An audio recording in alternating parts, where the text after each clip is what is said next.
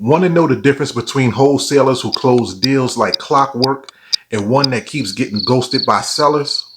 It's not luck, it's negotiation. And trust me, I learned the hard way. I used to be that guy stumbling through my conversations, letting sellers steamroll me while I walked away empty-handed. But once I cracked the negotiation game, boom, my deals started closing, my profits grew, and sellers stopped dodging my calls.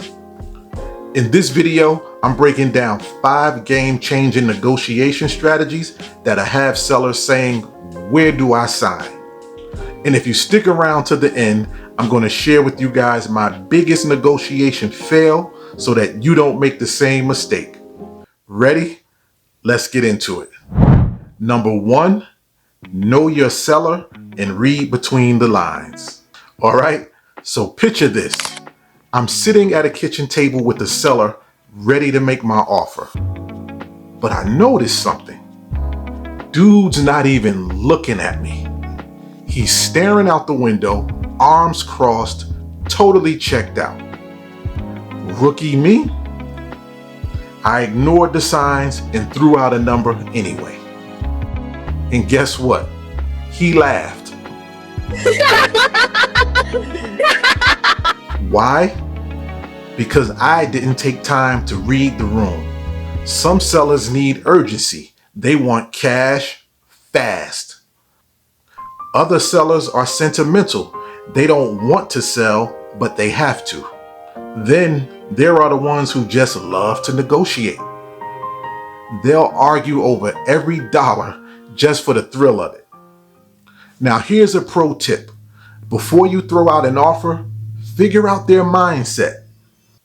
Ask open-ended questions like, what's got you thinking about selling? Or what's your ideal outcome in all of this? The more intel you get, the easier it is to frame your offer in a way that they can't resist. Number 2, you want to anchor the price and control the narrative. Have you ever gone to a flea market or a swap meet and you offered $10 for something for the seller just to say, nah, it's $50? Suddenly, $30 seems like a good deal, right? That's called anchoring, and it actually works in real estate too. There are studies that show that the first number mentioned in a negotiation acts as a psychological reference point. So, if a seller starts at $200K and you counter at $100K, they feel like they're taking a massive loss. But if you set the tone and you mention homes selling between $70 and $90K, now suddenly your $100K offer seems fair. You can pitch it to them like this. Say, yeah, well, hello, Mr. Seller. Well, I was looking at similar homes in between $70K and $90K, but let me take a closer look at yours before I make an official offer. See what I did there? You're planting a lower number in their mind before you even make your offer.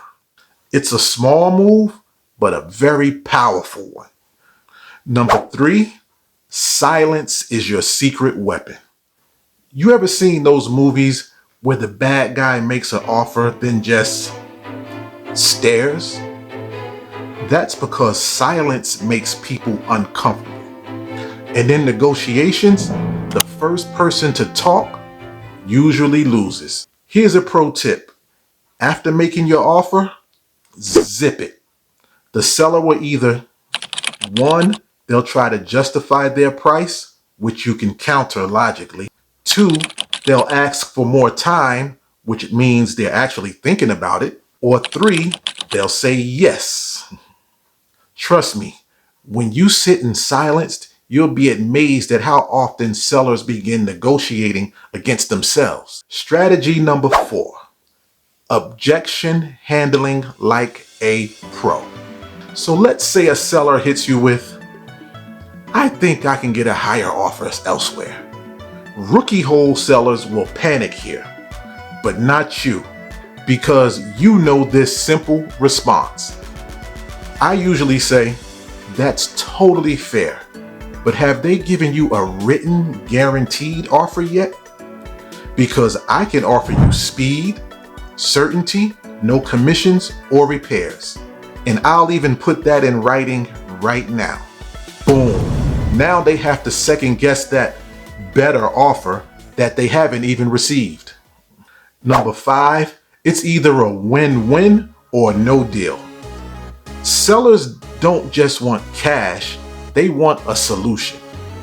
And the best wholesalers create win-win solutions by creating flexible terms. Instead of just saying, I'll give you 100K, try something like this. I can offer 100K, but if you need more time, I can offer you 95K and let you live rent-free in the house for 30 days. So what works better for you? Giving options makes sellers feel like they have control, although you are the one who's actually leading the conversation.